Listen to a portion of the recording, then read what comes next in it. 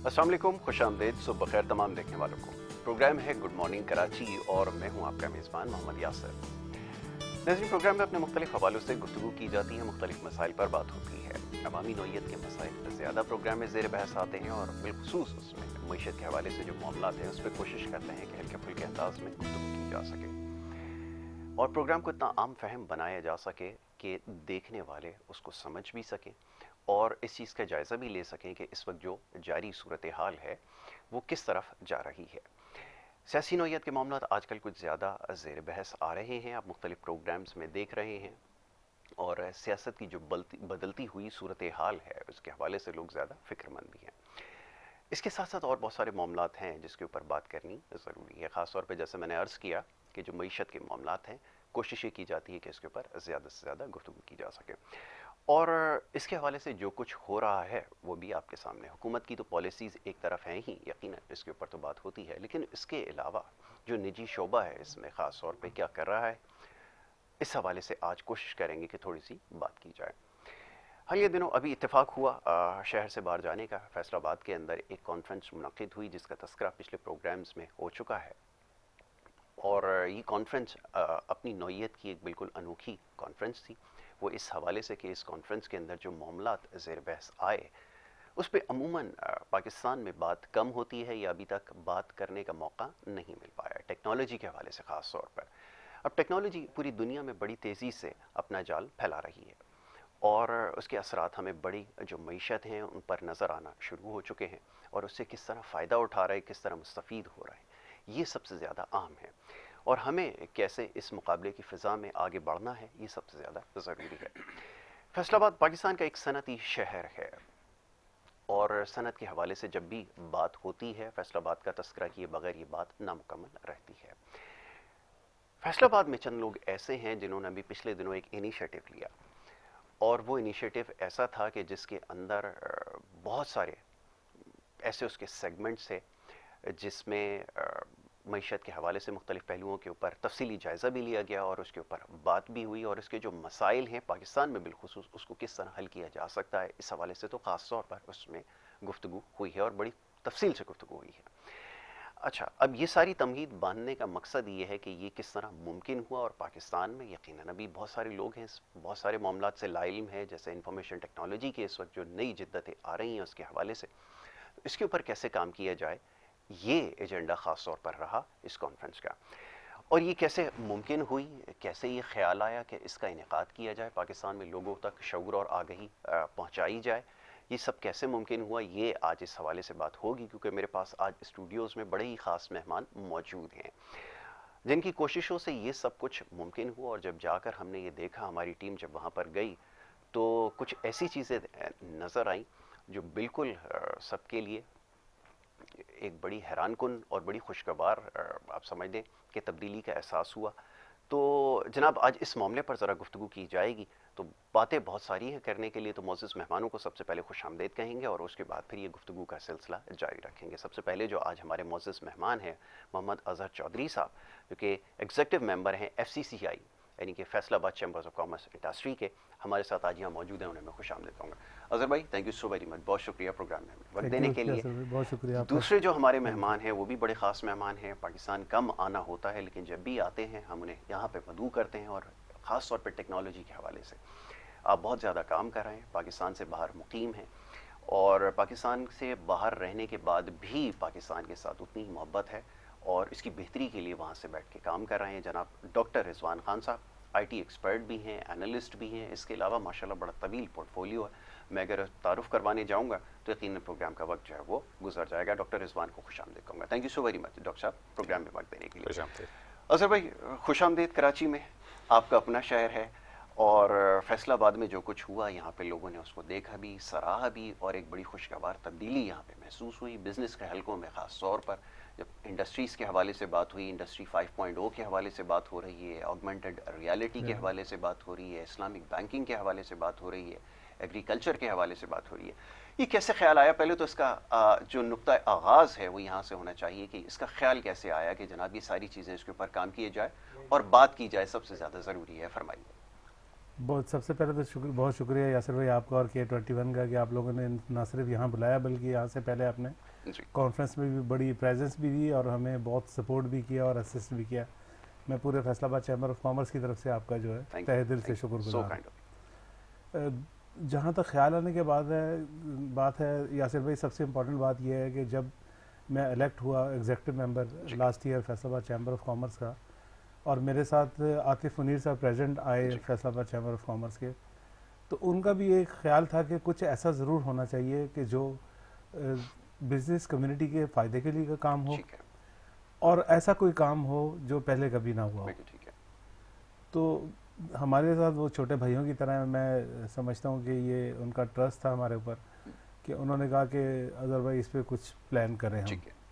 وہ ہم نے پلان کیا تھوڑا سا، اللہ تعالیٰ نے جو بھی مدد کرنی تھی اس پلان میں جب ہم نے فلوٹ کیا، فلوٹ کرنے کے بعد ہمیں ڈاکٹر رضوان خان جیسے دوست ملنا شروع ہو گئے اور وہ آئیڈیا جو ہے وہ ایک چھوٹے آئیڈیا سے ایک بہت بڑا جو ہے نا وہ پکچر بنتی چلی گئی.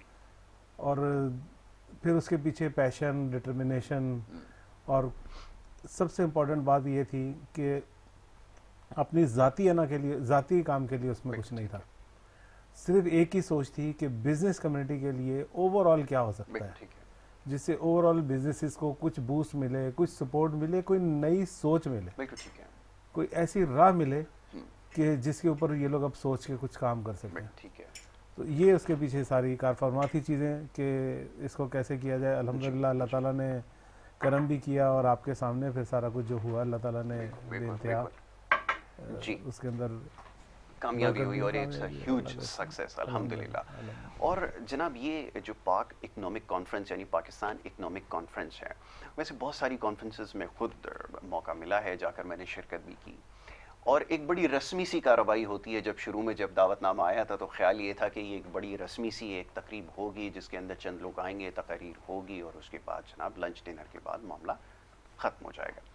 ایک انتہائی پروڈکٹیو سیشن ہوا. میں بات اس لیے وثوق سے کہہ رہا ہوں کیونکہ میں نے اس میں خود شرکت کی ہے کراچی سے جا کر، اور جب میں نے اپنی آنکھوں سے دیکھا تو میں بڑا حیران ہوا. میں صرف اکیلا وہ شخص نہیں تھا جو حیران تھا، بلکہ بہت سارے لوگ شرکا میں وہاں پہ جو پاکستان سے باہر بھی جو تشریف لائے تھے وہ بھی بہت زیادہ حیران تھے.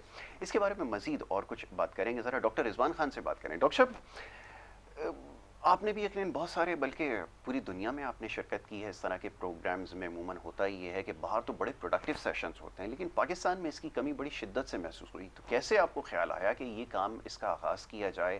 پھر اظہر بھائی کے ساتھ جو کچھ ہوا آئیڈیا جب آپ نے فلوٹ کیا کیسے مٹیریلائز ہوا، یہ ذرا فرمائیے گا. جی، اظہر چودھری صاحب نے رابطہ کیا دسمبر، پچھلے سال دسمبر کے آخر میں، تو وہاں ہماری ڈسکشن ہوئی کہ ایک ہم کانفرنس کرنا چاہ رہے ہیں. تو جب وہ آئیڈیا فلوٹ ہوا تو میں کیونکہ دنیا کے کئی ملکوں میں کانفرنسز میں اٹینڈ کرتا ہوں as a speaker, panellist, as a chairman, اور ارینج بھی کرائی ہیں کافی کانفرنس. تو مجھے یہ بڑا اچھا آئیڈیا لگا، خاص طور پہ اظہر صاحب کی جو اس میں انیشیٹو انہوں نے لیا وہ ایک بہت زبردست ہے.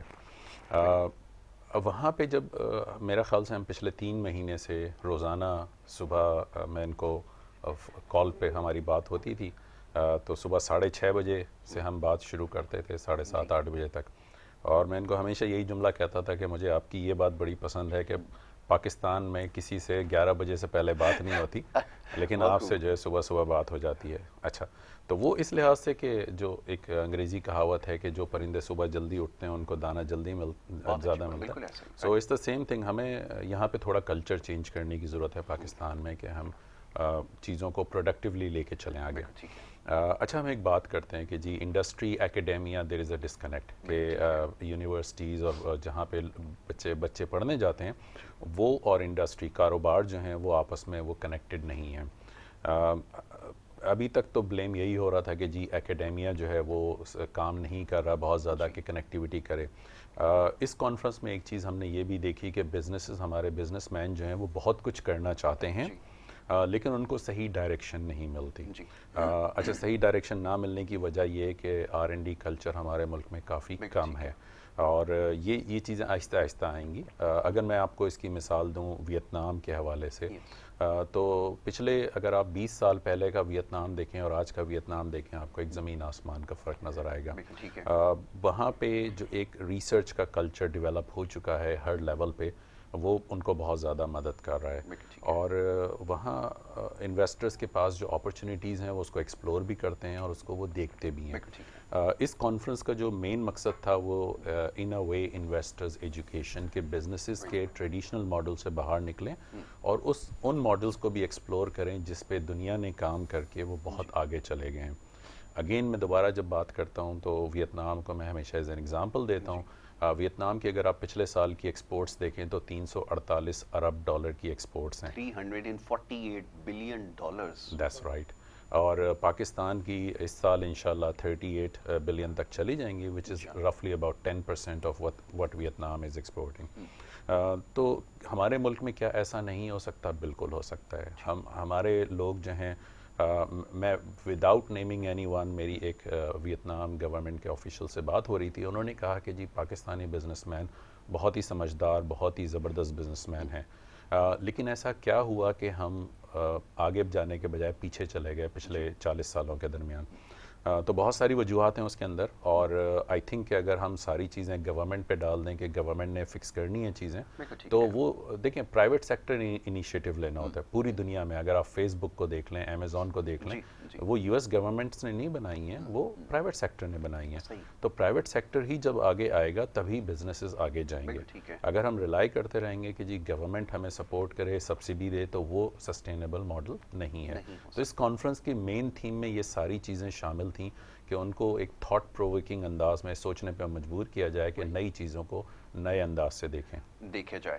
یہ سب سے زیادہ ضروری ہے۔ ڈاکٹر صاحب نے ایک بڑی اہم چیز کی نشاندہی کی ہے، ایک تو ٹیکنالوجی کے حوالے سے ابھی بہت ساری چیزوں سے ہم لوگ فیملیئر نہیں ہیں، اس کو پہلے سمجھنے کی ضرورت ہے، لیکن یہ اپرچونٹی کم ملتی ہے کہ کہیں ایسا، کیونکہ پاکستان میں لوگوں کا ایکسپوجر زیادہ نہیں ہے، اور بڑی معذرت کے ساتھ جو یہاں پہ بزنس کمیونٹی ہے وہ شاید ان کا اس لیول پہ انٹریکشن نہیں ہو پا رہا، یا وہ ان چیزوں کو صحیح طرح سے نہیں ٹیک اپ کر پا رہے۔ فیصل آباد چیمبر نے یہ ایک بڑا انیشیٹو لیا۔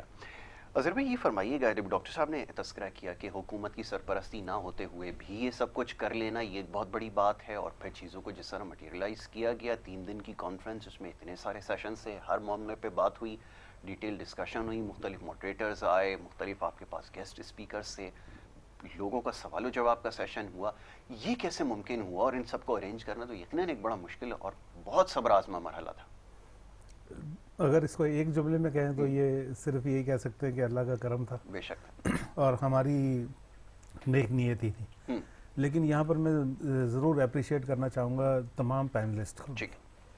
دیکھیں آج دنیا میں کہیں بھی پینلسٹ جاتے ہیں، آپ کو بھی پتہ ہے کہ they were paid for that. بالکل ٹھیک ہے، بالکل ٹھیک ہے۔ And even they were paid for traveling, and they are paid for، اور ہم نے ان کو کسی کو کوئی پیسہ نہیں دیا تھا، ہم نے صرف ان کو ایک ظاہر ہے ان کو جب آنا تھا ہاسپٹیلٹی وہی ایکسٹینڈ کرنی تھی ہم نے۔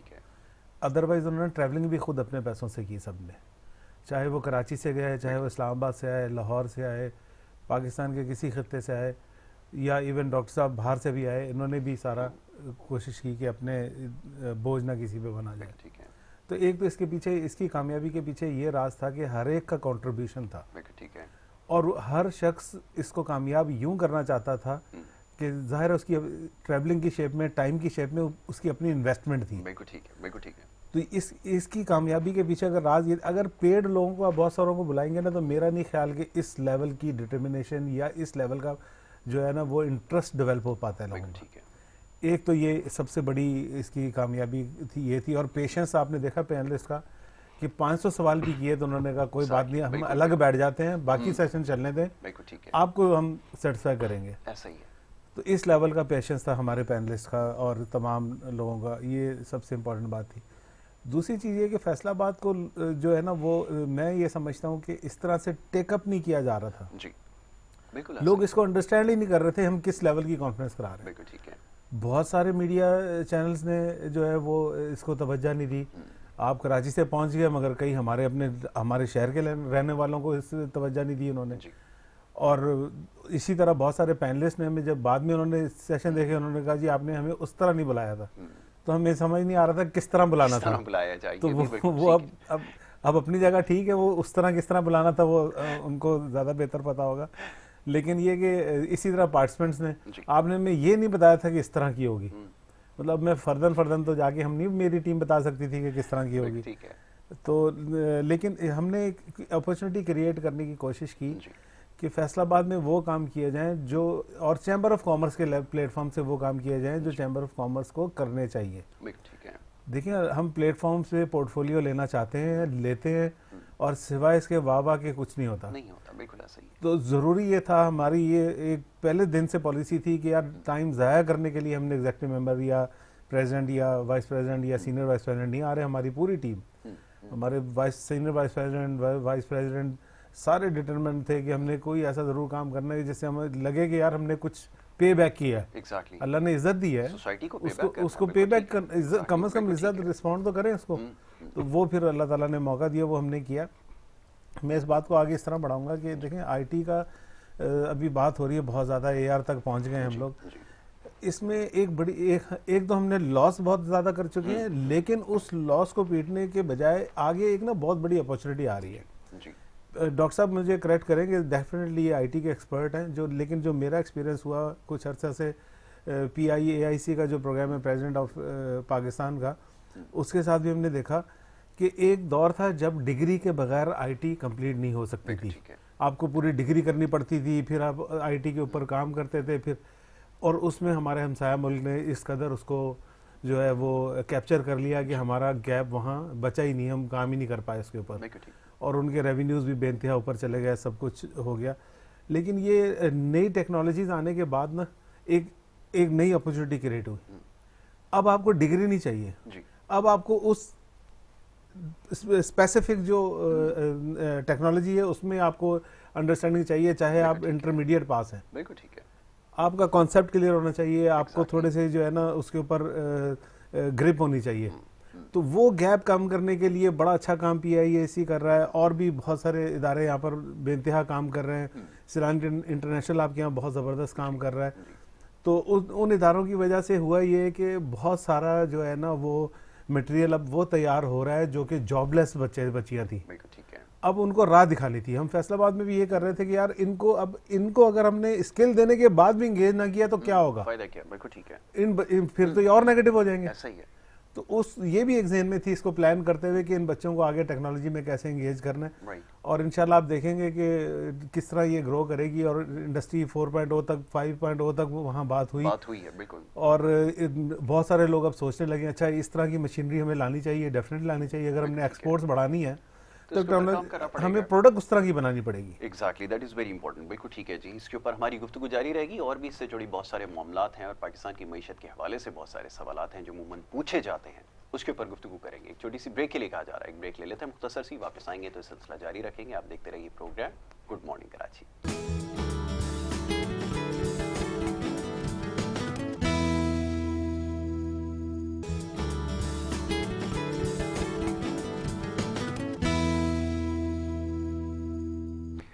پروگرام میں آپ کو ایک دفعہ پھر خوش آمدید کہیں گے. بریک پہ جانے سے پہلے گفتگو کا سلسلہ جاری تھا.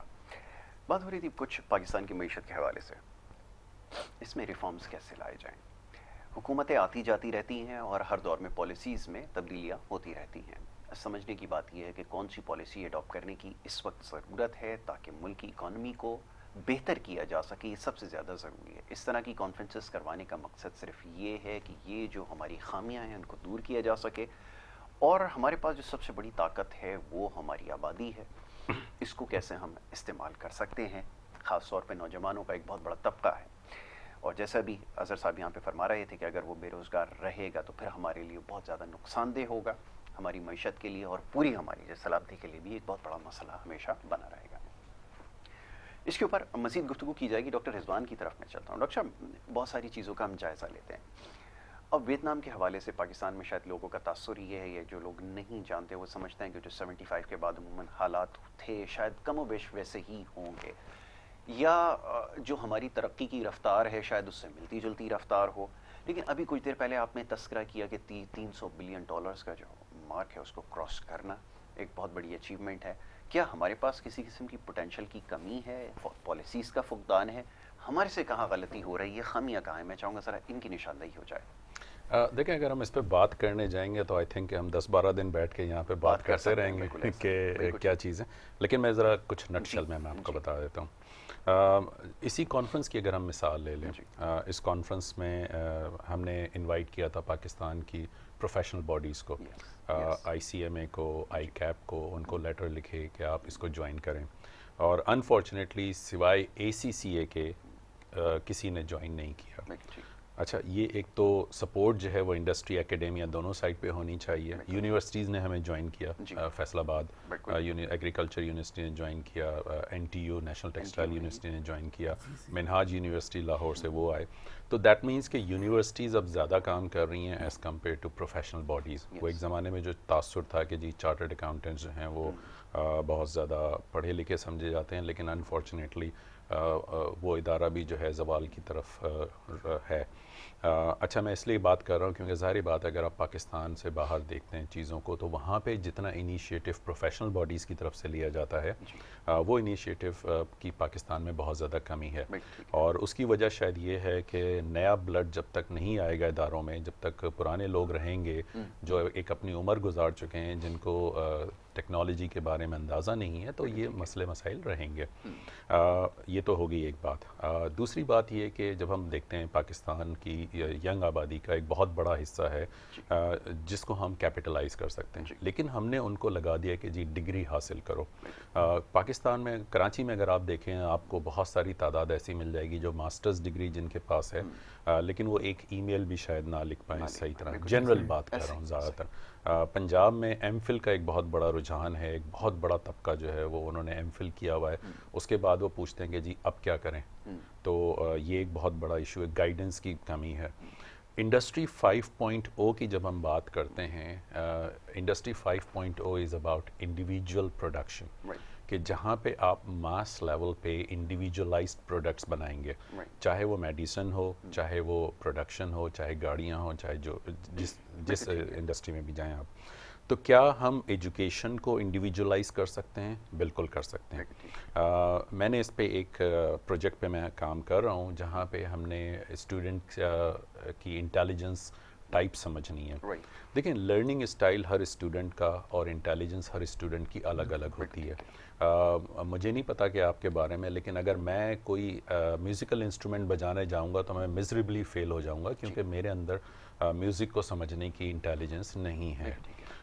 تو یہ ایک ایشو جو ہے ہمارے ملک میں. ہمارے ہاں سارے جو ہیں وہ جس کو کہتے ہیں گدھے گھوڑے ایک ہی لاٹھی سے ہاں کے جاتے ہیں. ڈاکٹر صاحب sorry, let me just add one more thing کہ یہ کوئی ڈسیبلٹی نہیں ہے. بالکل نہیں. اگر آپ یہ کام نہیں کر پاتے تو اس کا مطلب نہیں ہے کہ آپ کے اندر کوئی کمی ہے یا آپ کچھ نہیں کر پائیں گے. جی ڈاکٹر صاحب. جی بالکل صحیح. بالکل بالکل. اس کے میں آپ کو مثال یہ دیتا ہوں کہ اگر آپ ایک مچھلی کو بولیں کہ درخت پہ چڑھ جاؤ تو وہ ساری زندگی درخت پہ نہیں چڑھ سکتی، لیکن ایک بندر درخت پہ چڑھ جائے گا. اسی طرح بندر سمندر میں نہیں تیر پائے گا لیکن مچھلی تیرے گی. تو اس سم تھنگ کہ آپ کی ایبلٹی الگ ہے، آپ کی کوالٹیز الگ ہیں، ان کوالٹیز کو کیپٹلائز کرنا چاہیے. یہ تو ایک چیز ہو گئی. اچھا، ہم نے جو فارمل ڈگری میں پھنسایا ہوا ہے لوگوں کو، آئی تھنک ہمیں اس سے باہر نکلنا چاہیے. ان مائی اوپینین بیچلرز ڈگری کو ریسٹرکٹ کرنا چاہیے. پوری دنیا میں 2% سے زیادہ آبادی بیچلرز ڈگری نہیں کرتی ہے. لوگ جاتے ہیں ووکیشنل ٹریننگ پہ. ابھی آپ دیکھ لیں کہ ہمارے یہاں پلمبر، الیکٹریشینز کون بنتے ہیں؟ وہ لوگ جن کے پاس کوئی فارمل ایجوکیشن نہیں ہوتی، وہ کہیں سے سیکھ کے جو بھی کام آتا ہے جس طرح الٹا سیدھا وہ کر دیتے ہیں. کیا ہمارے پاس کوالیفائڈ الیکٹریشین، پلمبرز موجود ہیں؟ جواب اس کا انفارچونیٹلی نہیں ہے. تو اسی طرح جب ہم آئی ٹی کی بات کرتے ہیں، آئی ٹی میں اب آپ کو کہیں جانے کی ضرورت نہیں ہے، آپ گھر بیٹھے چیزیں سیکھ سکتے ہیں. یہ صرف اس پہ ڈیپینڈ کرتا ہے کہ آپ کیا کرنا چاہ رہے ہیں. ابھی آپ دیکھیں کہ موبائل فون پیکیجز جس میں یوٹیوب فری اویلیبل ہے، اس پہ لوگ بیٹھ کے فضول ویڈیو دیکھ رہے ہوتے ہیں. اگر صرف آپ آدھا گھنٹہ اگر آپ لگا لیں کہ آپ نے صرف اس میں کام کی ویڈیوز دیکھنی ہے تو آپ بہت ساری چیزیں سیکھ جائیں گے اور آپ کو کہیں جانے کی ضرورت بھی نہیں ہے. اس کو ہم بات کرتے ہیں، اس کو انڈسٹری 5.0 میں اس کا نام ہے اپ اسکلنگ. اپ اسکلنگ کا مطلب کہ آپ کے پاس ایک صلاحیت ہے، اس کو آپ آگے لے کے جا رہے ہیں. جس طرح اکاؤنٹنگ کی اگر ہم بات کریں، ابھی تک اکاؤنٹنگ میں اگر آپ دیکھیں لوگ کہتے ہیں جی ایکسل آنا چاہیے، لیکن اب ایکسل کا زمانہ جو ہے وہ ختم ہو چکا ہے. اب بی آئی، بزنس انٹیلیجنس کا زمانہ ہے، اور مائکروسافٹ کی فار ایگزامپل ایک پروڈکٹ ہے پاور بی آئی جس پہ بہت زیادہ کام ہو رہا ہے اور اگلے 3 سے 4 سالوں میں ڈی فیکٹو اسٹینڈرڈ بن جائے گا کہ اگر اکاؤنٹنٹ کو بی آئی نہیں آتا تو وہ پیچھے رہ جائے گا. تو دیکھیں نالج اکانومی میں اب آپ کا نہ پیسہ کام آئے گا نہ آپ کے فیملی بیک گراؤنڈ کام آئے گا. اس میں صرف وہی لوگ آگے جائیں گے جن کے پاس نئے آئیڈیاز ہیں اور جن کے پاس اسکلز ہیں اور جو آپ گھر بیٹھ کے ڈیولپ کر سکتے ہیں. صرف تھوڑی سی ڈٹرمنیشن چاہیے. ٹھیک ہے, یہ آپ نے بالکل ٹھیک کہا کہ یہ بہت ساری چیزیں جیسے ابھی یوٹیوب کا ڈاکٹر صاحب نے تذکرہ کیا, یہ اب ہمارے ہاں یہ جو ہوم فارمنگ ہے ابھی تو بہت ساری اس سے ریلیٹڈ چیزیں ہیں جس کے اوپر انشاءاللہ آگے چل کے موقع ملے گا تو ہم اپنے پروگرامز میں عموماً بات کرتے ہیں کہ ورٹیکل فارمنگ کیا چیز ہے, یہ کیا ساری چیزیں ہیں, یہ آپ بآسانی یوٹیوب کے ذریعے سیکھ سکتے ہیں کہ اپنے گھر کے اندر پودے آپ نے کس طرح اگانے ہیں یا سبزیاں جو آپ روزمرہ میں استعمال کرتے ہیں بڑی آسانی کے ساتھ گھر میں اگائی جا سکتی ہیں. انشاءاللہ اس کے اوپر آگے چل کے تفصیلاً گفتگو ہوگی. یہ بتائیے جی, کسی بھی پروگرام کو ایونٹ کو کامیاب بنانے کے لیے ٹیم کا بڑا عمل دخل ہوتا ہے. چند ایک چہرے ایسے نظر آئے جنہوں نے بڑی سنسیئر ایفرٹ آپ کے ساتھ کی ہے. Doctor Rizwan is one of them. وہ تو اپنی جگہ پر ہیں ہی, لیکن کچھ لوگوں کو میں جانتا ہوں اور کچھ کو نہیں جانتا, لیکن ان کا تذکرہ یہاں پہ ضروری ہے. میاں ادریس صاحب کو میں نے دیکھا ہے بہت زیادہ پرو ایکٹیو تھے. میاں جاوید صاحب باقی کا آپ خود ہی ذرا فرما دیجئے کہ کتنی ان کی کنٹریبیوشن تھی, اور جب آپ نے یہ آئیڈیا فلوٹ کیا, ہوتا ہی ہے عموماً ڈاکٹر صاحب اور ہم ہمیشہ یہ بات کرتے ہیں کہ جب کوئی آئیڈیا دیا جاتا ہے نا تو پہلے ہی اس کو جو ہے وہ کہتے ہیں کہ جی ایسا ہو جائے گا اور نتیجہ کچھ نہیں نکلنا اور وہ سمندر برد کر دیا جاتا ہے. فرمائیے. ایکچولی ہم نے پہلے لائنس کلب انٹرنیشنل کے فورم پہ کچھ تھوڑا سا کام کیا ہوا ہے. ہمارے جو لیڈر ہیں دونوں گروپ لیڈرز ہیں میاں ادریس صاحب اور میاں جاوید صاحب کے ساتھ, تو ان کو تھوڑا بہت اندازہ تھا کہ ہم کیا کر سکتے ہیں. ٹھیک ہے. تو اس میں ہمارا کمبینیشن بڑا زبردست ہے. جب میاں جاوید صاحب نے تھوڑا سا ایکٹیولی ہمارے ساتھ پارٹیسپیٹ کرنا شروع کیا اس کی پلاننگ فیز میں, تو میاں ادریس صاحب تھوڑا سا بیک فوٹ پہ آ گیا. تو انہوں نے کہا کہ یار ایک بندہ آپ کے ساتھ چل رہا ہے, ٹھیک ہے, جہاں جہاں آپ لوگ کوئی میری ضرورت محسوس کرو گے تو میں ہر وقت حاضر ہوں. اور واقعی انہوں نے یہی کیا کہ بیک ہینڈ سے ہمیں سپورٹ کرتے رہے اور گائیڈ کرتے رہے.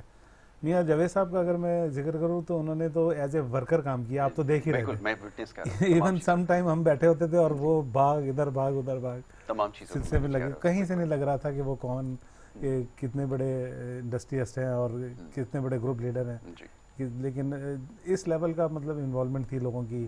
پھر عاطف بھائی ہمارے ایس وی پی عمران محمود صاحب, ہمارے وائس پریزیڈنٹ رانا فیاض صاحب, اور بہت ساری ٹیم.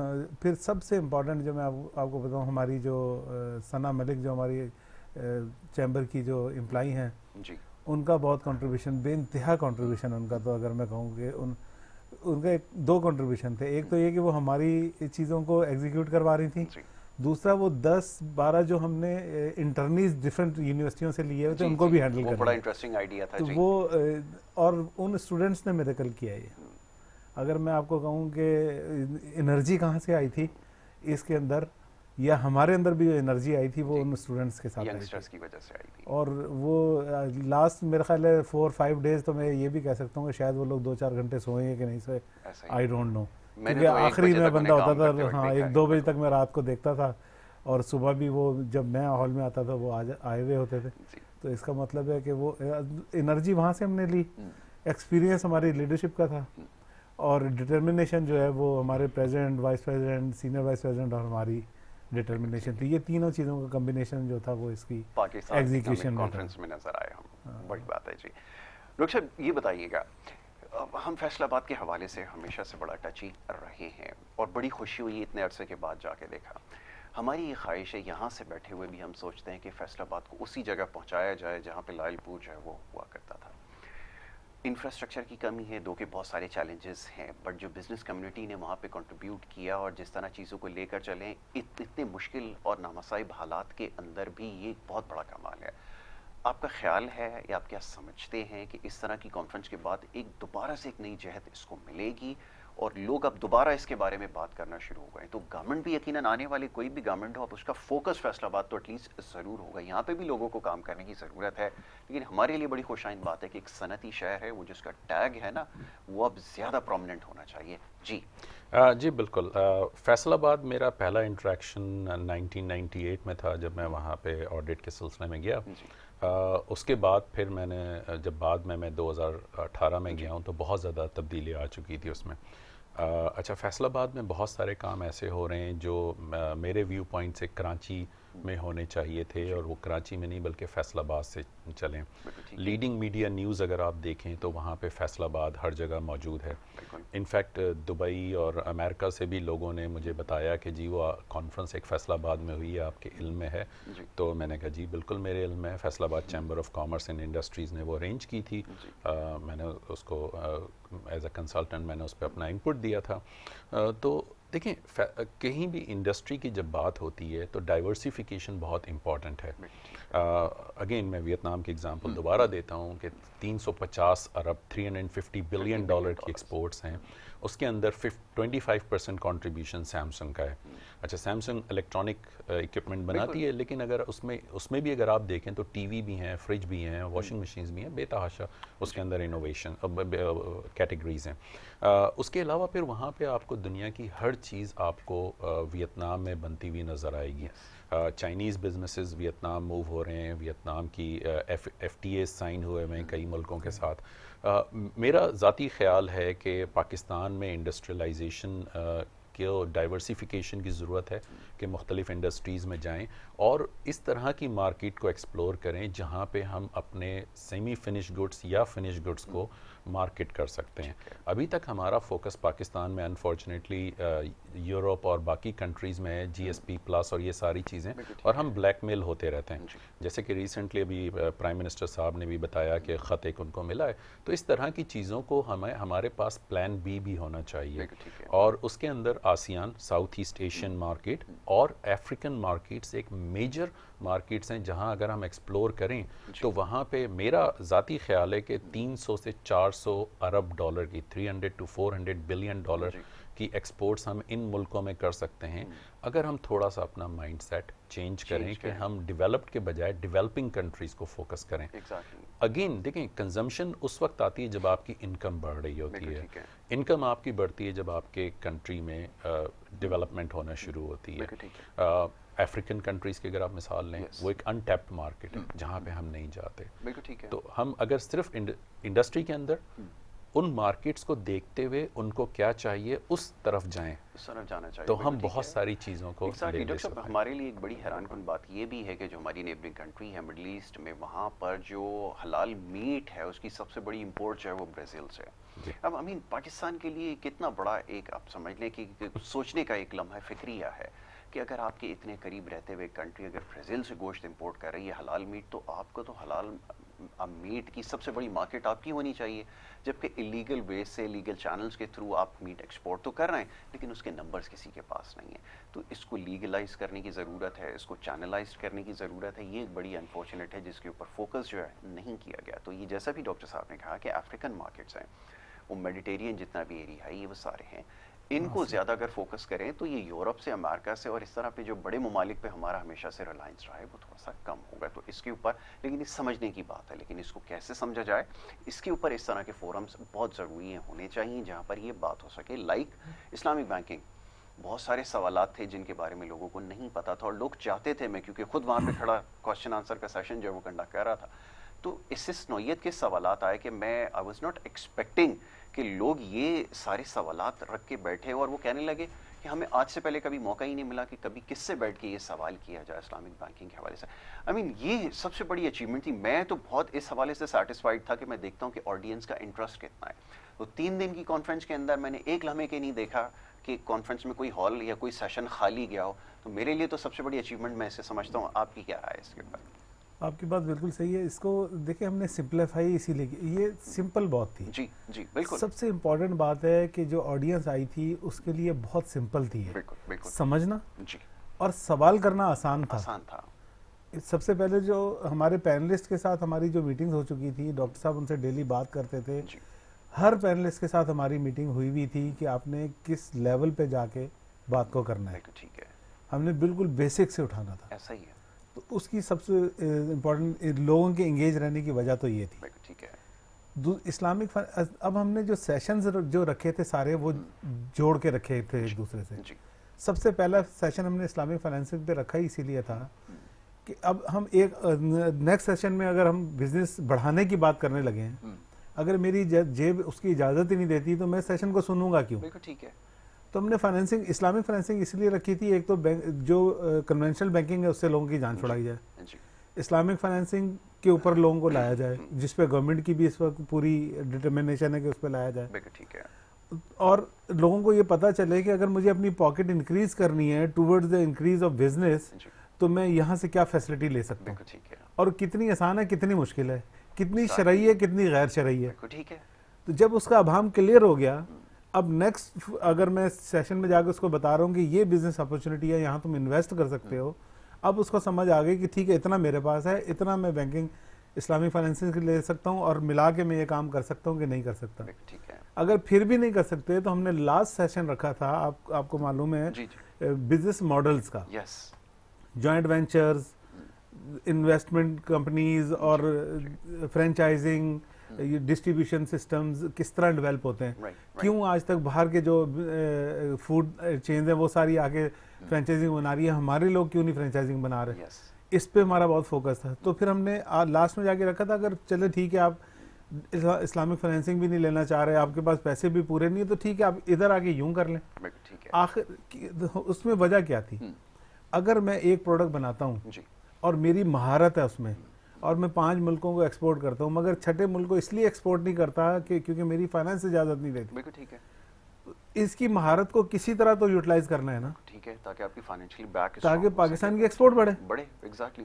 تو اس کو پھر یہ وہ دینا تھا ہمیں اس مہارت کو کہ کسی طریقے سے تو بڑھائیں آپ اس کو. ٹھیک ہے اظہر بھائی، بہت ساری باتیں ہیں، مختصر وقت تھا، کوشش یہ کی کہ اس کے اوپر زیادہ سے زیادہ لوگوں تک آگاہی پہنچائی جائے، اور انشاءاللہ آنے والا جو ہمارا کام ہے نا اس کے بارے میں جب آپ کو نیکسٹ ٹائم یہاں پہ زحمت دیں گے نا تو ضرور اس بارے میں بات کریں گے. میں آپ کا بڑا شکر گزار ہوں کہ آپ یہاں پر پروگرام میں تشریف لائے، گفتگو کی. ڈاکٹر صاحب آپ کا ہمیشہ سے شکر گزار ہیں، آپ اپنا قیمتی وقت نکال کے یہاں پر ہمارے ساتھ شرکت کرتے ہیں، اور جتنے دن آپ یہاں پر ہیں ہم کوشش کریں گے کہ آپ کو جو ہے وہ زحمت دیتے رہیں. ناظرین، باتیں بہت ساری ہیں اور یہ بڑا انٹرسٹنگ ٹاپک ہے، یقیناً آپ کو بھی اس سے سمجھنے کا بہت کچھ موقع ملا ہوگا. کوشش یہ کی جائے گی کہ اس طرح جو آگہی کے پروگرامز ہیں وہ لاتے رہیں. اور ایک دفعہ پھر اظہر بھائی کو اور ان کی پوری ٹیم کو FCCI کی جو مبارکباد دوں گا کہ اتنی کامیاب انہوں نے کانفرنس کا انعقاد کیا، اور یقیناً یہ ابھی ایک آغاز ہے، اس کے بعد بہت سارے اس طرح کے پروگرامز ہیں وہ کروائے جائیں گے تاکہ اپنے جو ملک ہے اس کی معیشت کو مضبوط بھی کیا جا سکے اور اپنی ایکسپورٹس کو بڑھایا بھی جا سکے. ایک بریک کی طرف جانا ہوگا، بریک کے بعد جو ہمارا دوسرا سیگمنٹ ہے آپ کی صحت کے حوالے سے وہ جاری رہے گا. آپ دیکھتے رہیے پروگرام گڈ مارننگ کراچی.